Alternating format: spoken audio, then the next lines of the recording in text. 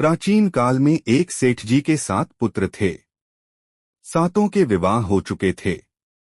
सबसे छोटे पुत्र की पत्नी श्रेष्ठ चरित्र की विदुषी और सुशील थी, परंतु उसके भाई नहीं था। एक दिन बड़ी बहू ने घर लीपने को पीली मिट्टी लाने के लिए सभी बहुओं को साथ चलने को कहा तो सभी धलिया और खुरपी लेकर मिट्टी खोदने लगी। तभी वहां एक सर्प निकला, जिसे बड़ी बहू खुरपी से मारने लगी। यह देखकर छोटी बहू ने उसे रोकते हुए कहा, मत मारो इसे, यह बेचारा निरपराध है।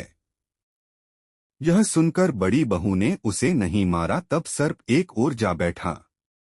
तब छोटी बहू ने उससे कहा, हम अभी लौट कर आती हैं, तुम यहाँ से जाना मत। यह कहकर वह सबके साथ मिट्टी लेकर घर चली गई और वहां कामकाज में फंसकर सर्प से जो वादा किया था उसे भूल गई। उसे दूसरे दिन वह बात याद आई तो सबको साथ लेकर वहां पहुंची और सर्प को उस स्थान पर बैठा देखकर बोली, सर्प भैया नमस्कार। सर्प ने कहा, तू भैया कह चुकी है, इसलिए तुझे छोड़ देता हूँ, नहीं तो झूठी बात कहने के कारण तुझे अभी डस लेता। वह बोली, भैया मुझसे भूल हो गई, उसकी क्षमा मांगती हूँ। तब सर्प बोला, अच्छा, तू आज से मेरी बहन हुई और मैं तेरा भाई हुआ, तुझे जो मांगना हो मांग ले। वह बोली, भैया मेरा कोई नहीं है, अच्छा हुआ जो तू मेरा भाई बन गया। कुछ दिन व्यतीत होने पर वह सर्प मनुष्य का रूप रखकर उसके घर आया और बोला कि मेरी बहन को भेज दो। सबने कहा कि इसके तो कोई भाई नहीं था, तो वह बोला, मैं दूर के रिश्ते में इसका भाई हूँ, बचपन में ही बाहर चला गया था। उसके विश्वास दिलाने पर घर के लोगों ने छोटी को उसके साथ भेज दिया। उसने मार्ग में बताया कि मैं वही सर्प हूँ, इसलिए तू डरना नहीं और जहाँ चलने में कठिनाई हो वहाँ मेरी पूंछ पकड़ लेना। उसने कहे अनुसार ही किया और इस प्रकार वह उसके घर पहुँच गई। वहाँ के धन ऐश्वर्य को देखकर वह चकित हो गई।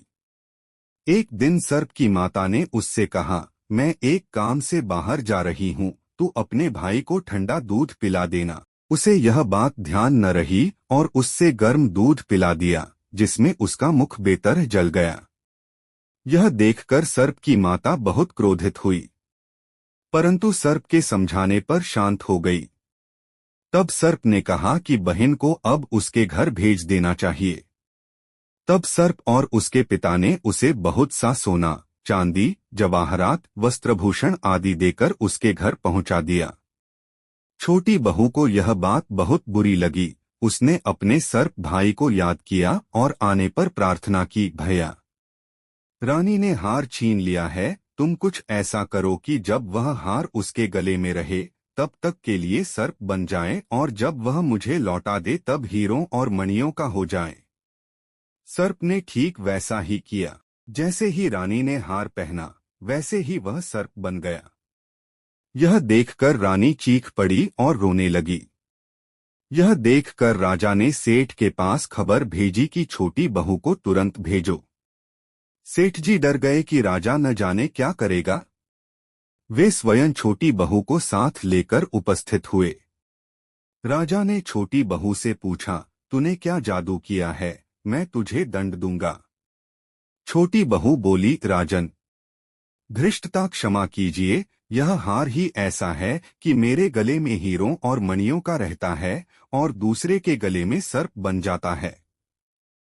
यह सुनकर राजा ने वह सर्प बना हार उसे देकर कहा, अभी पहनकर दिखाओ। छोटी बहू ने जैसे ही उसे पहना वैसे ही हीरो मणियों का हो गया।